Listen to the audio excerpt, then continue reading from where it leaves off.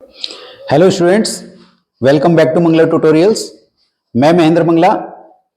आज हम डिस्कस करने वाले हैं chapter number 6 ISC class 12 commerce principles of management.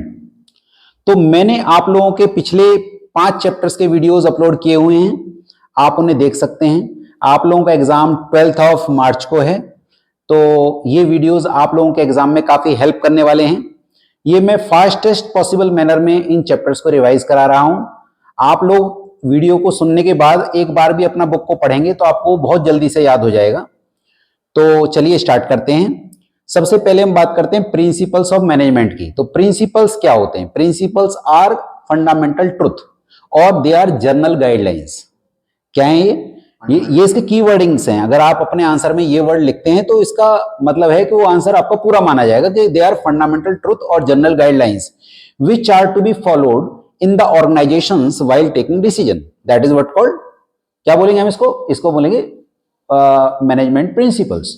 अब हम बात करते हैं ये बनाए कैसे जाते हैं। 2 तरीके होते हैं, ऑब्जर्वेशन के थ्रू और एक्सपेरिमेंट के थ्रू। या तो आप किसी चीज को ऑब्जर्व करते रहिए और ऑब्जर्व करने के बाद अपना एक प्रिंसिपल फॉर्मुलेट कर दीजिए, या फिर आप एक्सपेरिमेंट करके देखिए और एक्सपेरिमेंट करने के बाद आप कंक्लूजन्स निकालिए और मेक वन प्रिंसिपल। तो 2 तरीके मैंने बताए, कौन कौन से मैंने बताए? ऑब्जर्वेशन के थ्रू और दूसरा एक्सपेरिमेंट के थ्रू। नेक्स्ट हमारा है नेचर। अब देखिए, नेचर बोलिए या फीचर बोलिए या कैरेक्टरिस्टिक बोलिए, is one and the same thing. तो हम बात करते हैं नेचर की। पहला ये यार, they are universal in nature. Universal in the nature का क्या मतलब है कि इनको कहीं भी अप्लाई किया जा सकता है। Business making organisation, non business making organisation, anywhere you can apply these principles. You can use these principles in your daily life as well. Talk about dynamic in nature, they are flexible in nature, they keep on changing. आप अपनी changing situation के हिसाब से कुछ modifications अगर करना चाहें तो आप कर सकते हैं। दे आर फ्लेक्सिबल, रिजिड नहीं है। They are not rigid just like the principles of physics and chemistry. Talk about influence the human behaviour. ये मशीनों को इंपैक्ट नहीं करेंगे, किसको इंपैक्ट करेंगे? ह्यूमन बिहेवियर को इंपैक्ट करेंगे। और ह्यूमन बिहेवियर अल्टीमेटली मशीन्स को ऑपरेट करता है। तो अगर ह्यूमन बिहेवियर को इंपैक्ट करेगा तो organisation will automatically improve. Next is they are contingent, they are not permanent. समय के साथ साथ इनके अंदर भी मॉडिफिकेशंस होते हैं। Then is cause and effect relationship के ऊपर बेस है। ये भी एक इसका फीचर है कि जैसे मैंने आपको अपने पिछले जो चैप्टर नंबर 5 में भी बताया था कि कॉज एंड इफेक्ट रिलेशनशिप ये कहता है कि अगर कोई कॉज है तो उसका एक इम्पैक्ट है। जैसे मान लीजिए मैंने कहा कि एक पर्सन को 2 लोग ऑर्डर कर रहे हैं, तो कॉज क्या हो गया? Dual subordination. और इम्पैक्ट क्या हो गया? कंफ्यूजन। तो the person will be confused, तो उसको ये नहीं पता चलेगा कि मेरा बॉस कौन है और मोर ओवर मैं किसकी बात को फॉलो करूं, किसकी बात को पहले मानूं। तो कॉज एंड इफेक्ट रिलेशनशिप के ऊपर बेस होते हैं। तो that is again A feature of, हाँ नहीं, वो तो मैंने वहां पे आपको बताया था कि कॉज एंड इफेक्ट रिलेशनशिप के ऊपर बेस होते हैं, कि वो फीचर है उसका। तो ये मैनेजमेंट प्रिंसिपल्स का भी एक फीचर है। Then is equally important. अब मैं ये नहीं कहूंगा कि ये वाला प्रिंसिपल ज्यादा इंपॉर्टेंट है, ये वाला कम इंपॉर्टेंट है। Every principle is having its own importance. ठीक है, तो ये मैंने आपको फीचर्स, जरा मुझे बताएंगे कुछ नाम। जैसे मैंने अभी बोले आपको, जैसे मैंने अभी आपको प्रिंसिपल बोले, ये यूनिवर्सल होते हैं, ये फ्लेक्सिबल हैं, डायनेमिक हैं, और इसके अलावा कॉज एंड इफेक्ट रिलेशनशिप के ऊपर बेस हैं। और हाँ, वही जो मैंने बताया। और ये सारे जितने भी प्रिंसिपल्स हैं दे आर इक्वली इंपॉर्टेंट और ह्यूमन बिहेवियर के ऊपर बेस है। अगला हम बात करेंगे इसकी नीड, जरूरत क्या है। देखिए, मैनेजमेंट प्रिंसिपल्स की क्या रिक्वायरमेंट है? It increases the efficiency. अगर कोई मैनेजर जिसको मैनेजमेंट प्रिंसिपल्स का नॉलेज है, उसकी एफिशिएंसी उन मैनेजर से ज्यादा होगी जो बाय चांस मैनेजर्स बन गए हैं या फैमिली मैनेजर्स हैं, they don't have the much knowledge about the principles of management. तो उनकी एफिशिएंसी से उस पर्सन की एफिशिएंसी ज्यादा होगी जिसको इनकी नॉलेज है, वो ज्यादा अच्छे डिसीजंस ले पाएगा।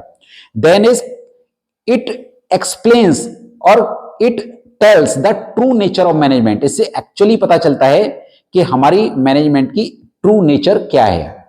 Then it train the managers. You can give the training to your managers if they don't know about the principles of management. You can provide them training. Then you can go for the research work. Research work भी किया जा सकता है इसके ऊपर। आपको इसके अंदर आप सेमिनार्स, कॉन्फ्रेंसेस ऑर्गेनाइज कर सकते हैं एंड उसके ऊपर रिसर्च की जा सकती है कि क्या हम के और क्या कुछ इनके अंदर मॉडिफिकेशंस करके अपने ऑर्गेनाइजेशन में यूज कर सकते हैं। देन आपका जो सोशल गोल अचीव होता है, आपने कहा सर सोशल गोल कैसे अचीव हो सकता है प्रिंसिपल्स के थ्रू। देखिए जब आप प्रिंसिपल्स को फॉलो करते हैं तो आपके गुड क्वालिटी प्रोडक्ट्स होते हैं, you will provide them at reasonable price, आप अपने एम्प्लॉइज को सही से ट्रीट करेंगे।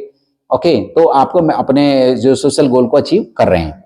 देन आपकी जो थिंकिंग है, जो मेंटेलिटी है, जो आपका सोचने का नजरिया है being the manager, that will also clarify.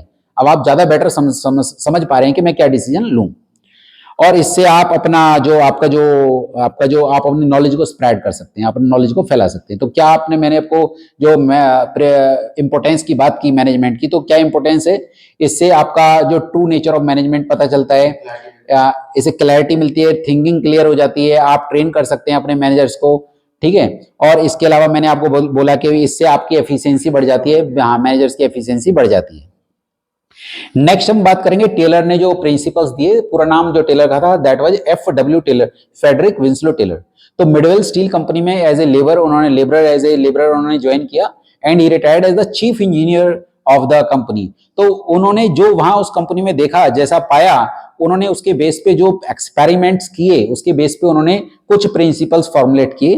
पहला, science not rule of thumb. वो कहते हैं किसी भी चीज को साइंटिफिक तरीके से किया जाना चाहिए, हिट एंड ट्रायल मेथड से नहीं। आपको हर चीज के पीछे साइंस देखनी है कि किस तरीके से मैं और अच्छा बेटर करूं। देन आपका हार्मनी नॉट डिस्कॉर्ड। हार्मनी मतलब पीस होना चाहिए, डिस्कॉर्ड मतलब झगड़े नहीं होने चाहिए, पीस मेंटेन रहना चाहिए। जितना पीस मेंटेन रहेगा उतना ज्यादा सक्सेस के चांसेस होंगे।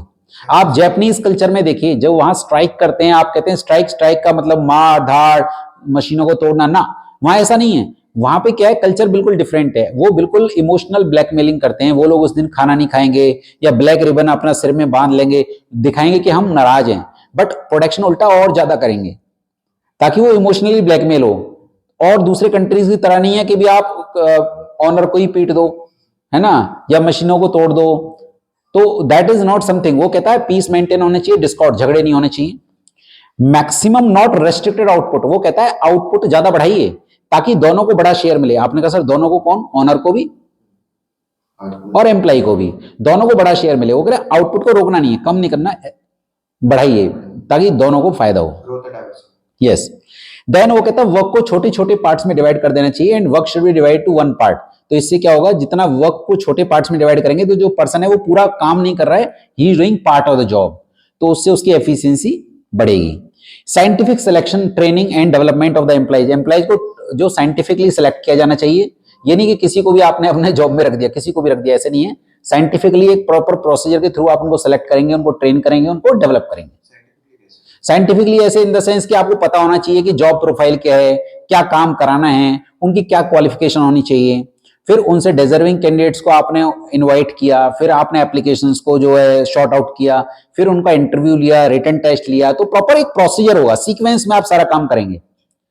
तो that is scientific selection. Then is what called standardisation. वो कहता है कि अगर आपको अपना प्रोडक्ट स्टैंडर्ड का बनाना है तो आपके वर्क मेथड्स, आपकी मशीनरी, आपका मटेरियल, ये सारी चीजें स्टैंडर्ड की होनी चाहिए। Only then you will be able to standardise your product. Then mental revolution, ये बहुत इंपॉर्टेंट है। मेंटल रिवॉल्यूशन का मतलब होता है कंप्लीट मेंटल चेंज। आपने कहा सर कंप्लीट मेंटल चेंज का मतलब क्या है? कंप्लीट मेंटल चेंज का मतलब है कि जो एम्प्लॉइज हैं वो ऑनर को फादर फिगर मान रहे हैं, और जो ऑनर है वो एम्प्लॉइज को पार्टनर मान रहा है कि वो भी पार्टनर है ऑर्गेनाइजेशन के अंदर, वो ऑर्गेनाइजेशन को के एक हिस्से हैं, एक हिस्सा है। तो जब वो दोनों का सोच पॉजिटिव होगा तो ऑर्गेनाइजेशन डेफिनेटली ग्रो करेगा। तो that is what called mental revolution. These are the principles given by FW Taylor. Next हम बात करते हैं principles given by Fayol, Henri Fayol. तो जो हेनरी फ्यूल ने जो प्रिंसिपल्स दिए, 14 प्रिंसिपल्स, तो ही वाज फ्रेंच इंडस्ट्रियलिस्ट। तो इसने जो 14 प्रिंसिपल्स दिए, पहली बात तो वो मैनेजिंग डायरेक्टर था, तो जो उसकी सोच थी वो प्रोडक्शन लेवल से हटके जर्नल थी। तो he gave principles of journal administration. तो जो टेलर के जो प्रिंसिपल्स हैं उनको आप केवल वहीं अप्लाई कर सकते हैं जहां प्रोडक्शन हो रहा है। ये कहीं भी अप्लाई हो सकते हैं, जहां प्रोडक्शन हो रहा है वहां भी और जहां नहीं हो रहा है वहां भी। तो जब हम बात करते हैं फ्यूल के प्रिंसिपल्स की, पहला है division of work. He says the work should be divided two parts and the one part should be given to one person and person doing part of the job will become specialised, कि वो पूरा काम नहीं कर रहा, उसका part of the job कर रहे हैं। Then authority and responsibility. Authority and responsibility कहता है authority means power to take decision and responsibility means obligation to do the work. Authority and responsibility साथ साथ चलने चाहिए। आपने कहा सर क्यों? अगर अथॉरिटी ज्यादा होगी तो अथॉरिटी विल बी मिसयूज्ड, और रिस्पॉन्सिबिलिटी ज्यादा होगी तो work can't be done. They should go hand in hand, साथ साथ चलने चाहिए, पैरेलल, ठीक है, इक्वालिटी होनी चाहिए दोनों में। देन डिसिप्लिन, डिसिप्लिन का सिंपल मतलब obedience of rule and regulations, rule and regulations को ओबे करना, that is what called discipline.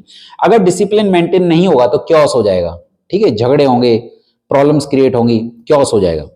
Unity of command, unity of command कहता है one subordinate should get order from one superior only, कि one subordinate को एक subordinate को एक ही सुपीरियर से ऑर्डर मिले।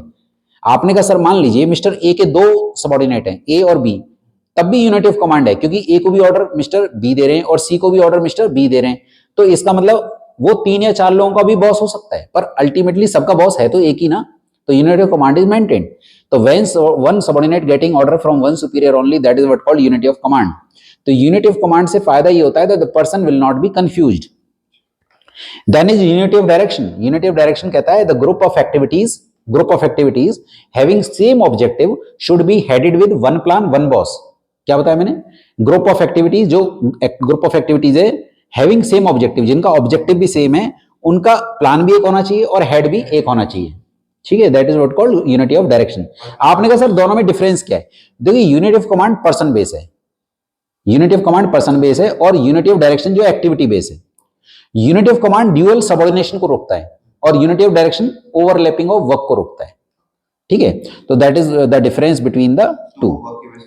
हाँ, वो पर्सन के बेसिस पे हुआ, वो केवल एक पर्सन को इंपैक्ट करेगा, वो पूरे ऑर्गेनाइजेशन को इंपैक्ट करेगा, यूनिटी ऑफ डायरेक्शन, ठीक है। नेक्स्ट अगला है subordination of individual interest to general interest. ये कहता है कि अपने इंडिविजुअल इंटरेस्ट, अपने खुद के इंटरेस्ट को छोटा करिए और जनरल इंटरेस्ट को बड़ा कीजिए। आपने कहा सर कैसे, मान लीजिए घर में बर्थडे पार्टी है और ऑफिस में इंपॉर्टेंट मीटिंग है, तो as for Fayol he should go for the meeting because it is general interest, इसमें बहुत लोगों का इंटरेस्ट इन्वॉल्व है। नेक्स्ट इज मतलब अपने इंटरेस्ट को सबऑर्डिनेट कर दीजिए, छोटा कर दीजिए, जनरल इंटरेस्ट को सुपीरियर कर दीजिए। नेक्स्ट है रेम्यूनरेशन, रेम्यूनरेशन का मतलब है सैलरी, जो सैलरी है वो रीजनेबल होनी चाहिए and it should be given on time, time से दी जानी चाहिए, रेगुलर होनी चाहिए, रीजनेबल होनी चाहिए। आपने देखा होगा अगर कोई एम्प्लॉई है और आप उसको बहुत तारीफ तो बहुत कर रहे हैं कि बहुत अच्छा काम कर रहा है, सैलरी उसको 3-4 महीनों से मिली नहीं है, तो he will be bit angry, खुश नहीं होगा, वो डिमोटिवेट होकर काम करेगा, ठीक है, एफिशिएंसी नहीं होगी। Next is centralisation. अब जो सेंट्रलाइजेशन है उसने बोला है कि there are two words, centralisation decentralisation. तो सेंट्रलाइजेशन का मतलब है सारे डिसीजन एक जगह होना, और डिसेंट्रलाइजेशन का मतलब है लोअर लेवल तक डिसीजन मेकिंग कैपेबिलिटीज उनको जो पावर्स देना। तो वो ये कहता है कि हमें सेंट्रलाइजेशन भी नहीं चाहिए, वो कहता है हमें डिसेंट्रलाइजेशन भी नहीं चाहिए, हमें चाहिए इफेक्टिव सेंट्रलाइजेशन। आपने कहा सर इससे क्या मतलब है आपका, इससे हमारा मतलब ये है कि जो मोस्ट इंपोर्टेंट काम है, जो बहुत अर्जेंट काम है, बहुत इंपोर्टेंट काम है, इट शुड बी सेंट्रलाइज, और जो रूटीन काम है जो डेली लेना है दैट शुड बी डिसेंट्रलाइज। अब जैसे एम्प्लॉय को सैलरी देनी है, हर महीने देनी है, अब आप बार बार इसके लिए क्या पूछ रहे हैं, ये एक अथॉरिटी दे दीजिए लोअर लेवल पे कि आप अपने लेवल पे ये डिसीजन लीजिए। या जैसे मान लीजिए ऑफिस में सफाई करने के लिए झाड़ू घिस गई है, अब आप उसके लिए भी हेड ऑफिस में फोन कर रहे हैं, चाय पत्ती खत्म हो गई है ऑफिस के अंदर चाय बनाने के लिए, उसके लिए आप ऑफिस में बार बार कॉल करके पूछ रहे हैं, तो ये वेस्टेज ऑफ टाइम है। और फिर जो मैनेजर वो कहेगा मैं मैनेजर हूं ही नहीं, वो जो ब्रांच मैनेजर वो बोलेगा मैं मैनेजर हूं कहां, मुझे तो हर चीज वहीं पूछनी पड़ रही है।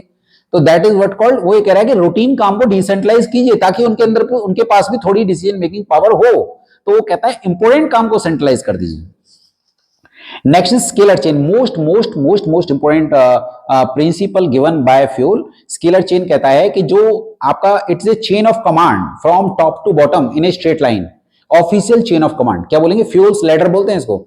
Official chain of command from top to bottom, that is what called scalar chain. अब जैसे ए जो है वो टॉप पे है और 2 डिपार्टमेंट है इधर और इधर।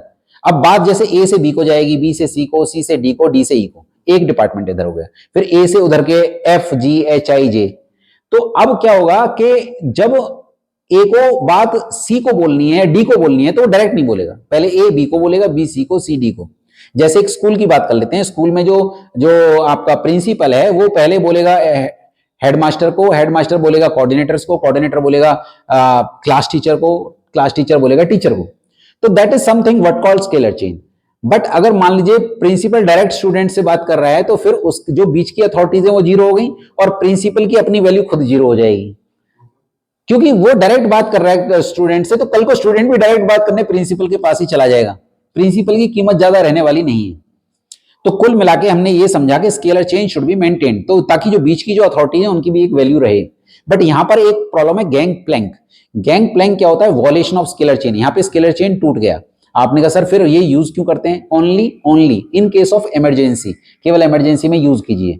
आपने कहा सर इमरजेंसी में यूज करेंगे तो कैसे करेंगे? When the two subordinates working in two different departments at the same level, they can maintain a contact, but the time when they will maintain the contact, they have to tell this to their immediate boss. अपने immediate boss को ये बात बता देंगे और वो maintain कर सकते हैं, कॉन्टैक्ट बता सकते हैं। जैसे मान लो यहाँ डिपार्टमेंट है, यहाँ डिपार्टमेंट है, ए टॉप पे है, तो ये इससे बात कर सकता है सेम लेवल पे, बट ये बार बार नहीं करना चाहिए, अदरवाइज बीच की जो अथॉरिटी है उनकी वैल्यू निल हो जाएगी। देन इज आपका अगला जो है ऑर्डर। ऑर्डर क्या है? ऑर्डर का मतलब होता है, दो टाइप के ऑर्डर होते हैं, social order, material order. Social order कहता है right place for everything and everything should be at right place, that is material order. और सोशल ऑर्डर कहता है right place for everyone and everyone should be at right place. अब जैसे book rack में books नहीं है तो वो कौन सा ऑर्डर मेंटेन नहीं हो रहा? Material order. Accountant accounts room में नहीं है, सोशल ऑर्डर। जैसे मान लीजिए रिसेप्शन पे रिसेप्शनिस्ट नहीं है और आपका अकाउंट्स रूम में अकाउंटेंट नहीं है, दोनों बैठ के कैफेटेरिया में कॉफी पी रहे हैं, तो कौन सा ऑर्डर मेंटेन नहीं हो रहा है? Social order. बट आपका सूरज में शूज नहीं है तो कौन सा ऑर्डर मेंटेन नहीं हो रहा है? That is material order. तो दोनों ऑर्डर मेंटेन रहने चाहिए।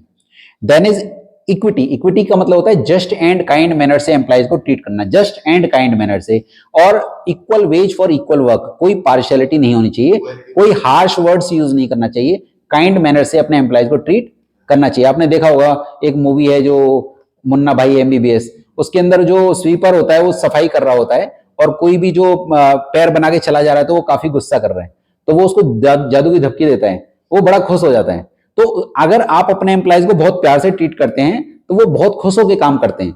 अगर आप उनको बहुत डांट के चिल्ला के बात करते हैं तो वो काम तो करते हैं but they are not very happy.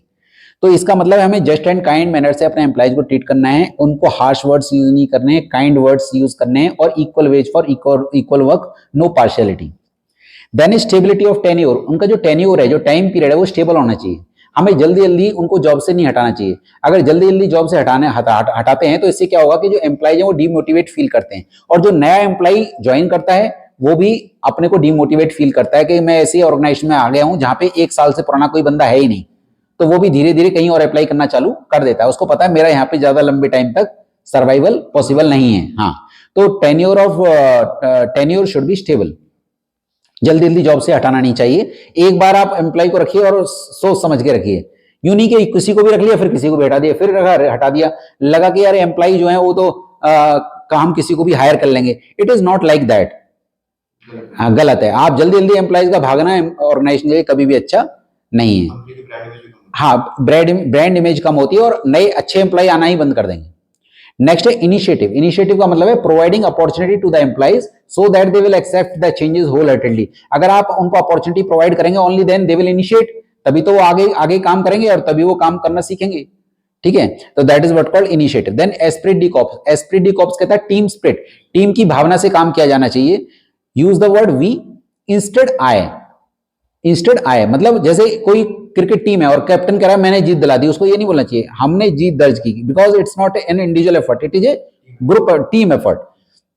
तो एक मैनेजर को भी एज ए टीम लीडर काम करना चाहिए कि हम लोगों ने जीत दर्ज की, हम लोगों ने वो जो ऑब्जेक्टिव को अचीव किया। और लास्ट टॉपिक पे हम आ रहे हैं, वो है रिलीवेंस, कि जितने भी प्रिंसिपल्स मैंने बोले वो रिलीवेंट, उनकी क्या आज की डेट में क्या रिलीवेंस है। जैसे division of work, yes, work जितना पार्ट्स में डिवाइड होगा उतना ज्यादा एफिशिएंसी बढ़ेगी। अथॉरिटी एंड रिस्पॉन्सिबिलिटी, ये दोनों साथ साथ ही चलने चाहिए। अथॉरिटी ज्यादा होगी या रिस्पॉन्सिबिलिटी ज्यादा होगी तो काम सही से नहीं होगा। डिसिप्लिन जरूरी है, क्योस मेंटेन नहीं होगा, डिसिप्लिन मेंटेन होना जरूरी है। यूनिटी ऑफ कमांड भी जरूरी है, अदरवाइज जो पर्सन है वो कंफ्यूज हो जाएगा। ये भी आज की डेट में बिल्कुल रिलेवेंट है। यूनिटी ऑफ डायरेक्शन क्योंकि आपकी सबकी जो डायरेक्शन प्रॉपर नहीं होगी तो हम ऑर्गेनाइजेशनल गोल्स को अचीव नहीं कर पाएंगे। Then is subordination of individual interest to general interest, बिल्कुल एसेंशियल है, किसी भी ऑर्गेनाइजेशन के ग्रो करने के लिए बहुत ज्यादा जरूरी है कि जो एम्प्लॉइज हैं वो जनरल इंटरेस्ट में ही डिसीजन लें। अगर वो पर्सनल लेवल पे डिसीजंस लेंगे तो ऑर्गेनाइजेशन आगे नहीं बढ़ पाएगा। और रेम्युनरेशन बिल्कुल जस्ट एंड फेयर होनी चाहिए। अगर जस्ट एंड फेयर नहीं है तो एम्प्लॉइज डिमोटिवेट फील करते हैं। सेंट्रलाइजेशन जरूरी है, पर सेंट्रलाइजेशन क्या है कि सेंट्रलाइजेशन हो पर डिसेंट्रलाइजेशन भी हो, दोनों हो। ज्यादा इंपॉर्टेंट काम को सेंट्रलाइज कीजिए, लेस इंपॉर्टेंट वर्क को डिसेंट्रलाइज कीजिए। स्केलर चेन बिल्कुल मेंटेन होना चाहिए। अगर आप मेंटेन नहीं करेंगे तो इससे जो बीच की अथॉरिटीज है उनकी वैल्यू खत्म हो जाएगी। फॉलो किया जाना चाहिए। और ऑर्डर बिल्कुल रहना चाहिए, सोशल ऑर्डर भी मेंटेन रहना चाहिए और मटेरियल ऑर्डर भी मेंटेन रहना चाहिए। किसी तरह का क्योस नहीं होगा। इक्विटी रहना चाहिए, इक्विटेबल वर्क होगा और अच्छे रिलेशंस मेंटेन रहेंगे। स्ट्राइक्स और लॉकआउट्स क्यों होते हैं? इसीलिए होते हैं क्योंकि यहाँ पे जहां पर इक्विटी नहीं होगी तो वहां एम्प्लॉइज अपने को बहुत ज्यादा ठगा हुआ फील करेंगे। Next is stability of tenure, बिल्कुल होना चाहिए। अगर जल्दी जल्दी जॉब से आप एम्प्लॉइज को निकालते हैं या वो खुद भाग रहे हैं, आप इस तरह की सिचुएशन क्रिएट कर रहे हैं तो ऑर्गेनाइजेशन के लिए अच्छा नहीं है। और इनिशिएटिव का मतलब है एम्प्लॉय से सजेशंस लेना बिल्कुल जरूरी है और उनको अपॉर्चुनिटीज देना बिल्कुल जरूरी है। और एस्पिरिट डी कॉर्प्स बिल्कुल जरूरी है, यूनिटी, क्योंकि मैनेजमेंट ग्रुप एफर्ट्स की बात करता है और बहुत सारे एम्प्लॉयज को साथ लेके चलना होता है, तो इसलिए बहुत जरूरी है कि वहां पे आप एस्पिरिट डी कॉर्प्स मतलब टीम स्पिरिट की बात करें। टीम की भावना बिल्कुल होनी चाहिए, टीम के एफर्ट्स होंगे तभी ऑर्गेनाइजेशन अपने गोल्स को अचीव करेगा। अब लास्ट टॉपिक हमारा आ जाता है comparison between Taylor and Fayol. जो टेलर है उसने शॉप फ्लोर लेवल की बात की, मतलब उसने प्रोडक्शन एरिया की बात करी, और उसने क्या बात करी? टॉप लेवल की। किसने? फ्यूल ने। देन इस वो साइंटिस्ट था, वो मैनेजमेंट प्रैक्टिशनर था। टेलर जो था वो साइंटिस्ट था और फ्यूल जो था वो मैनेजमेंट प्रैक्टिशनर था। उसने किस पे फोकस किया? उसने प्रोडक्टिविटी को बढ़ाने पे फोकस किया। किसने? टेलर ने। और फ्यूल ने क्या करा? जर्नल एडमिनिस्ट्रेशन पे जोर दिया, एफिशिएंसी ऑफ जर्नल एडमिनिस्ट्रेशन। जो टेक्निक्स यूज की टेलर ने वो साइंटिफिक टेक्निक्स थी और इसने जर्नल प्रिंसिपल्स को फॉलो किया। नेचर क्या है? वो साइंटिफिक मैनेजमेंट था, उसने दी जनरल थ्योरी ऑफ एडमिनिस्ट्रेशन। उसने क्या दिया? टेलर ने उसने दिया साइंटिफिक मैनेजमेंट और इसने क्या दिया? General theory of administration. तो who is also called father of scientific management? That was F W. Taylor, Frederick Winslow Taylor. तो होप सो मैंने आप लोगों के साथ ये पूरा चैप्टर डिस्कस किया है। आप अगर इस वीडियो को ध्यान से सुनते हैं, पूरा एंड तक सुनते हैं, तो आप लोगों को एक बार भी बुक को आप पढ़ेंगे तो आपको बहुत जल्दी से याद हो जाएगा। आप लोगों के एग्जाम में बहुत ज्यादा हेल्प करने वाला वीडियो है और ज्यादा से ज्यादा इस वीडियो को शेयर कीजिए, आप लोगों की हेल्प के लिए है। और प्लीज आप इस चैनल पे अगर फर्स्ट टाइम आए हैं तो इसको सब्सक्राइब कीजिए, लाइक और शेयर कीजिए। Thank you so much for watching my video.